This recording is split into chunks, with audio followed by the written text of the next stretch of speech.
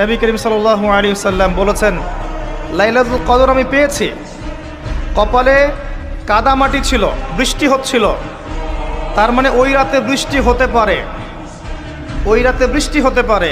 লাইলাতুল কদরের আলামত রাতের বেলা বৃষ্টি হতে পারে। বৃষ্টি হয়েছে, তিনি নামাজ পড়েছেন, কপালের মধ্যে কাদা লেগেছিল, তিনি বের হয়েছেন, সাহাবীদেরকে বলবেন কোন রাতটা লাইলাতুল কদর, আজকের রাতটা লাইলাতুল কদর, এটা বলতে বের হয়েছেন। বের হয়ে দেখছেন দুজন মুসলিম আপোষে ঝগড়া করছে।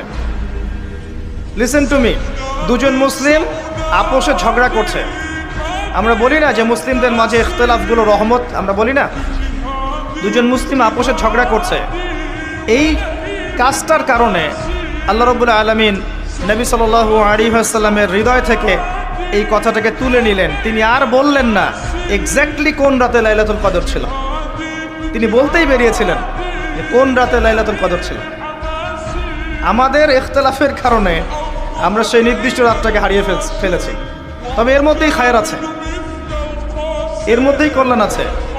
আরবিতে একটা প্রবাদ আছে, কুল্লু শার ইউজাদু ফিহিল খায়র, প্রত্যেকটা অকল্যাণের পিছনেই কোনো না কোনো কল্যাণ আছে। নির্দিষ্ট করে বলে দিলে আমরা বাকি রাতগুলো জাগতাম না। নবী সাল্লাল্লাহু আলাইহি ওয়াসাল্লাম এখন বললেন যে আমাকে ভুলিয়ে দেওয়া হয়েছে কোন রাত, তোমাদের ঝগড়ার কারণে, অতএব তোমরা শেষ দশকের বিজোড় রাতগুলোকে তালাশ করো। শেষ দশকের বিজোড় রাত বলতে 21-এর রাত, 23-এর রাত, 25, 27, 29, এই 5টা রাতের যে কোনো একটা লাইলাতুল কদর। এই রাতে ইবাদত করলে এত নেকি হচ্ছে, কারণটা কি? রাত আর দিন কি ডিফারেন্ট কিছু?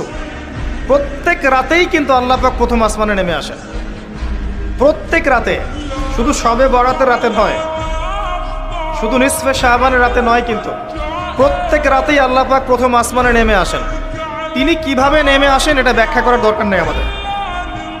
আল্লাহ পাক বলেছেন নেমে আসি, বাস আসি। কারণ সব কিছু আমরা যুক্তি, বিজ্ঞান, দর্শন দিয়ে প্রমাণ করতে পারবো না। পারবো? সায়েন্সকে জিজ্ঞাসা করেন যে স্বপ্নের ব্যাখ্যা কি, ঘুম কাকে বলে, আত্মা কাকে বলে, আত্মা কঠিন না তরল না বায়বীয়, পারবে সায়েন্স ব্যাখ্যা করতে? কবরের আযাব কি, জিন জাতি কি, জিন জাতি কাকে বলে, জিন জাতি কেমন দেখতে, মালায়েকা কেমন, তারা কিভাবে কাজ করে, তাদের ফাংশন কি, তারা কি ব্যাখ্যা করতে পারবে? আমাদের একটা চেতনা তৈরি হয়েছে, সায়েন্স যা বলবে তাই সত্য। এই চেতনা পুরোপুরি সত্য নয়। কোরআন এবং সুন্নাহ, আল্লাহ এবং তার রাসূল যা বলবেন সেটাই চূড়ান্ত সত্য। এর বাইরে